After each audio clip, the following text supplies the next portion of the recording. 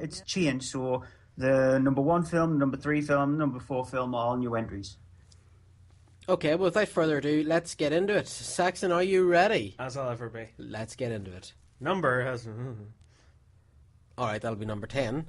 Taking £271,863 this week, £29,768, 468... 400... 29,000... 29,768,000. See, this is all your fault. £407 so far, Monsters University. Do we need to actually say anything more about Monsters University? I'm surprised that it's gone back in the top 10, to be honest. Yes, it was gone for a while, right? Yeah. If any animated film that you would have expected to go back into the top 10 would have been Despicable Me 2. Monsters University went from number 15 to number 10, but why has it gone back in the top 10? I'm guessing a few kids still have not seen it. Okay, right. Number Schindlotnik. Which would be number 9. We talked about this last week. £272,065. 1,387,184 so far. Diana? Yeah, I would have expected a lot more people to actually go to the cinema to see it. It's just on the strength that it is a movie about Princess Diana, considering that she was liked by the public and she was deemed as the public's queen. Mm-hmm. But it hasn't, and I think it's down to word of mouth. The fact that the people who saw it in the first week said that this movie is terrible. Other people have seen reviews of it, waited off to see reviews of it, etc. They just thought, no, we're not going to actually see this because it is really bad. We'll wait to see if a made-for-TV movie comes along which does Diana justice. I doubt that will happen, though, but it hasn't done well at the box office at all, and not do very well at all at the US box office, because it'll have it'll be part of the indie box office in the US. Mm-hmm. So it'll not do very well over there. And it was just a movie that did not need to be made by a director who should have known better, considering he did the film Downfall. Yeah, I think that's what everybody's shocking everybody about this, is that it's come from a director who's already proven he knows what he's at. Yeah. And then he makes this sort of horrible TV movie kind of affair. Okay, right. Number Eurenflarb. Number 8 is Justin and the Knights of Valor, taking £433,467 this week, £1,983,570 altogether. We talked about this last week. What is this now? This is what is this? It's just animated fluff. It's the kind of thing that gets normally thrown into the cinema, like I said last week, when kids are on holiday. This was thrown into the cinema when kids were at school, and completely and utterly pointless doing that. These movies only do well in the couple of weeks that the kids are off. It should have been released at the end of October for a few weeks. It would have probably taken double the amount that it's taken, and then just went out of the chart. But it's going to go out of the chart with it taking around about 2.5 million if it's lucky. Yeah. Okay, right. Now, next. Number Glopnorsel. Number 7, £441,591 this week, £3,322,184. It's still hanging around White House Down. A completely dumb movie, but it's the kind of movie that should have been released in the middle of summer. Again, it's a movie that was released at the wrong time, I think. It should have been released in the middle of summer when it's hot outside, but people still want to go on. Actually, I want to go to the cinema to see something a bit dumb. This is the perfect summer dumb movie. It's a popcorn movie, and it's a movie that has been absent from the cinema for the last few years. And Roland Emmerich, I think, is one of the only directors who can get away with doing films like this, and them actually being fun to watch. Although it suffered a wee bit from that sort of, the Hollywood curse every now and again, where two movies come out that are pretty much exactly the same, and Olympus Has Fallen kind of got the summer tentpole, didn't it? Well, Olympus Has Fallen was released at the start of the summer blockbuster season, but I think Olympus Has Fallen is a bit more of a serious movie, even though it has got its slight little tongue-in-cheek, and it feels more like Die Hard, but the early Die Hard series. Yeah. This one is Roland Emmerich probably realised that he was going up against a movie similar to his, and he just thought, I'm just going to make this one a bit silly. And he didn't just make it a bit silly, he made it a lot silly, and it works. Actually, this is better than Olympus Has Fallen. Okay. Number Flurpajozzle. £485,780 taken this week. £6,263,595 altogether. About time. Yeah, I've still not seen this. Richard Curtis's final film. He has distinctly said that this is going to be his final film, and I believe him, though. You know, when you hear like directors like Steven Soderbergh saying that he's not going to come back and do films, he's going to concentrate on TV. He will get that bug where he'll go, I want to go back and release a movie, to be honest. Mm-hmm. But I believe Richard Curtis when he says that's it. He's not going to do any more films because the gaps between his movies are quite big, and so if he is gone out, he's gone out on a film that he knows how to do. Mm-hmm. Okay, right. Number that would be number 5. £572,554 taken this week. £6,023,282 altogether. Insidious Chapter 2. This baby's probably listening to this, laughing at Saxon at the moment. Yeah, I know. Just random blurbings and stuff. Insidious 2 is just a rubbish film. I watched Sinister for the second time last night, and I actually think that's a better film on its second viewing. This, I doubt I'll actually watch it for a second time. I'll probably be a sucker and end up buying it because I'm one of these people. Once you start a series, that you have to continue buying the series, just the completionist. Yes. But it's rubbish when it comes to horror films. There is no scares in it, and the way they went with it is just, it didn't work at all. I think myself and Saxon can sympathise with the curse of the completist. Yes, you know, we can. Where you buy a couple of things and they're not bad, the next ones are pants, and you're like, you know what, I have to buy these. I need to buy these. Gotta catch them all. They're terrible. Yes, because I have to admit I've got all of the Nightmare on Elm Street films. I've got all of the Friday the 13th films, even including the remake, which they actually want to get a sequel to that one done, but they want to make it a found footage film. I've got all of the Hellraisers, so probably even worse. Okay, sorry to interrupt. Paul, the guy actually that composed the theme music for Following the Nerd, he tweeted in that Evan Peters from American Horror Story is Quicksilver. Ah. Okay. And that's in Days of Future Past? In Days of Future Past, yes. Right, that's interesting. Okay, sorry, just thought I'd put that out there, Stuart, because we were trying to work out earlier on who was playing Quicksilver because we hadn't been able to find out. Right, okay. Number Scunthorpe. Right. Scunthorpe. The first new entry of the week, taking £764,886, is, and I can't believe this is getting the bad reviews it's getting, Runner.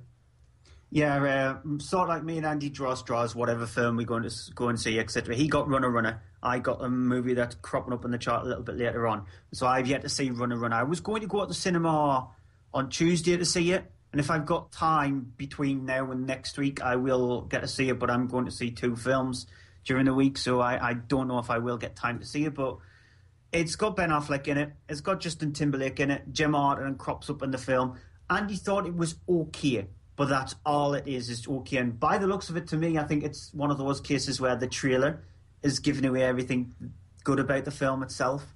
Uh-huh. I mean, it's a very stylish trailer. I saw the trailer and thought, I really, really want to see this, but and we talked about this last week. The first thing that concerned me about it was the very short running time. Yeah, the director who's done it, he did the last film that he did was The Lincoln Lawyer, with the Matthew McConaughey film, which is a really good movie. So it just looks one of those stylish Hollywood films where Justin Timberlake's going, I can act, so give me a movie like this, come on, give me the chance.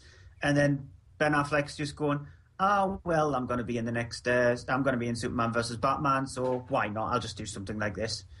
Okay. I've heard that it might actually have been you who said this, that Ben Affleck's very much just a sort of Bond villain? Black Bond villain, painted black kind of evil character, comic book villain kind of thing. I would say the comic book villain is probably right. There's sort of like the mustachy twirly kind of guy that you would have normally seen the vaudevillian kind of stuff in the 20s and 30s. Yeah. He's sort of like a more up-to-date version of that. Well, he's just like hiding in shadows going, yeah, that would have been perfect. I would have definitely gone to see the film if that was the case. That would have been unbelievable. Like this I'm sort of realistic remake. This realistic drama, and he comes out and goes, "Mwah." Do you know, I'd love that, right? If the first part's Justin Timberlake, I'm in debt, man. this online, trickster thing. I'm gonna go track him down, and as soon as he gets to where is it, Costa Rica or something, whenever he gets there, it just descends into madness. It's just a completely different movie. We just have Ben Affleck, who's clearly gone nuts years ago. He's just sitting there with his top hat on and a cloak, with the old organ music. Ding, ding, ding, and it needs to switch to a hand cranked camera. Yeah, brilliant. That's just madness. I want to see that movie. Me too. But I might not stay to the end. I don't think you could. Okay. What number are we at? Number 3? Yes. Number Moonbeam.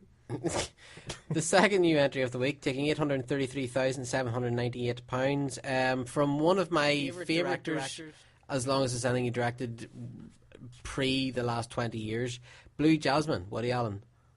Yeah, it's actually his most successful film for quite a while. Yes, I've heard Woody that. Allen. He's one of these directors where a lot of people go, oh, it's Woody Allen back on form, etc. It's Woody Allen back to his best. He's a director who practically releases a film every single year. Yeah. So it unless his last film was terrible, which it did, critically acclaimed it was his last film that he did, which I can't remember off the top of my head, To Rome with Love. And Midnight in Paris was the one before that one. So he's had a string of successes. I'm not much of a Woody Allen fan. It's been a while since I've seen a Woody Allen film. Mm-hmm. I've yet to see this, but the intriguing thing about it is I've heard a lot about the fact that Cate Blanchett is just unbelievably brilliant in it. Yeah. And she is, I really like her as an actress. She's a very smart actress. And I'm sort of tempted to go and see it just down to her. Yeah.